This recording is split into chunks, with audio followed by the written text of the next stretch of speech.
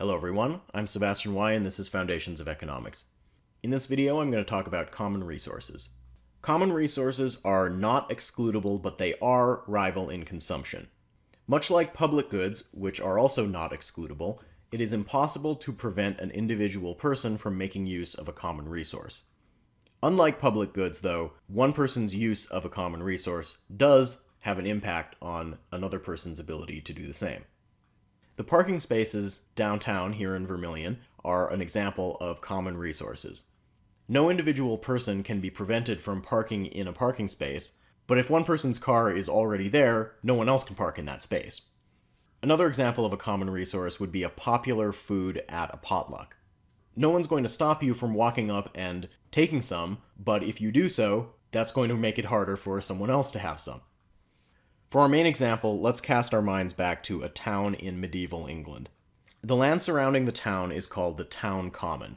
No individual person owns the town common. Instead, the town's residents own the land collectively.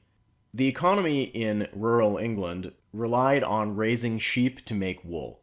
People in the town are free to graze their sheep on the common. As long as the town's population is small, with relatively few sheep, the sheep do not get in each other's way, making the common non-rival in consumption. When there's a relatively small population of sheep, the town common is effectively a public good. It's not excludable, but it's also not rival in consumption. However, as the town grows and there are more and more sheep to graze on the common, they begin to eat the grass faster than it can grow, which leaves the land barren. Once the grass is all gone, it becomes impossible to raise more sheep, which ruins the town's economy, which can no longer produce wool. This story is called the tragedy of the common. Once there were too many sheep, the town common becomes a common resource, meaning that it is not excludable, but is rival in consumption. Each person's sheep grazing diminished the ability of another person's sheep to graze. This example illustrates why private markets fail to provide common resources. Had the shepherds acted as a group, they could have coordinated the number of sheep to a manageable level and enabled the continuation of the town common. Unfortunately, they acted individually in pursuit of their own welfare instead of the common good. This led to a highly inefficient outcome where everyone ended up with nothing. This is an example of a market failure.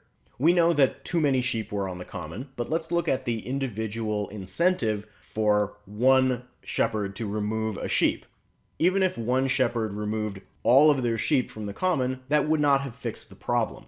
So they don't have an individual incentive to do anything about this. The only way to solve the problem is for everybody to work together. This leads to a negative externality where the social cost of adding sheep to the common exceeds the private cost. This means the quantity is going to be too large relative to the socially efficient outcome. The lack of established property rights is what led to the tragedy of the commons. This makes using the common non-excludable. The government could internalize this externality by turning the town common into a private good instead of a common resource. They would do this by dividing up the land into individual parcels, each with its own private owner. The owners can then fence off their parcels and graze only their sheep on their parcel of land. Since each owner is the only one using their parcel, they now have an incentive to not overgraze the land. This puts the private cost in line with the social cost and eliminates that externality. In England, this happened over a period of time in a process called enclosure. Let's talk about a few more examples. The environment is an example of a common resource. No individual polluter can stop climate change on their own, even if they were to stop their emissions entirely. Stopping climate change is something that can only be accomplished by everyone working together.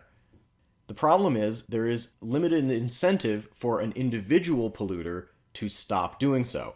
Instead, the incentives are for them to just continue polluting, which is misaligned with the goals of society at large. We've talked about how this problem can be solved by the government, but even if the government of an individual country enacted policies to reduce emissions, no individual country can stop climate change, because each individual country's emissions are only a small part of the world as a whole. This problem can be considered the tragedy of the commons in the modern world. Unfortunately, this problem can also not be solved by something like enclosure because it's impossible to establish environmental property rights. This is what makes the challenge of solving climate change so difficult. Wildlife resources are also common resources. Fish and whales, for example, are not excludable because they live in the ocean where there are no property rights. They are rival in consumption because one person catching a fish prevents another person from catching that fish. Once the industry has grown large enough, additional people fishing are going to make it more difficult for others to do so. Historically, this problem has led to many examples of overexploitation of commercially valuable wildlife. Atlantic cod is a popular choice for fish and chips and became badly overfished in the 80s and 90s. Substances found within the sperm whale have many commercial applications, such as lamp oil. Back in the 19th century, this led to a devastation of the population of that animal. This happens on land as well. The elephant and rhinoceros have both been hunted to near extinction due to their tusks and horns. Elephant tusks are used to make ivory, which has many applications, and the rhinoceros horn appears in traditional Chinese medicine. Finally, the popularity of shark fin soup in Chinese cuisine led to the overfishing of sharks. The shark's fin is cut off, and the fish is thrown back in the ocean where it can't survive.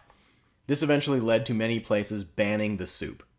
What all these examples have in common is that no single hunter or fisherman has an incentive to hold back to ensure the survival of the species.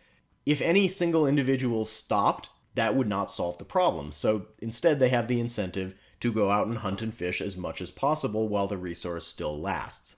Again, the lack of property rights is what leads to this problem. Consider the example of the cow, which is also highly commercially valuable for the production of beef.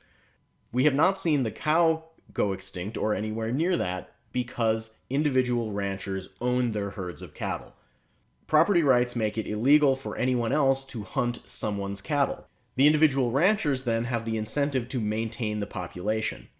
In some parts of Africa, governments have started to establish property rights over elephants, where they allow the killing of an elephant if it happens on private land. Here in South Dakota, bison ranching has turned a once near extinct animal into a private good.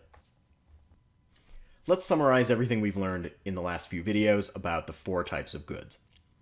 We classified all goods by dividing them up based on their excludability and rivalry in consumption. However, in reality, the distinction between excludable and not excludable and rival and not rival can be blurry. The same good can be excludable in some contexts but not in others. Let's think about an example of a road. A road can be any of our 4 types of goods depending on the situation. Toll roads are excludable, but non-toll roads are not excludable. Uncongested roads are not rival in consumption. When there are relatively few drivers on the road, each driver does not have much of an effect on anyone else.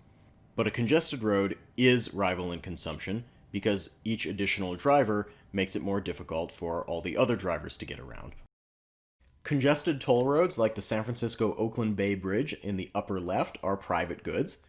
Uncongested toll roads like the Indiana Toll Road on the upper right are club goods. Uncongested non-toll roads like I-29 in South Dakota in the bottom right are public goods.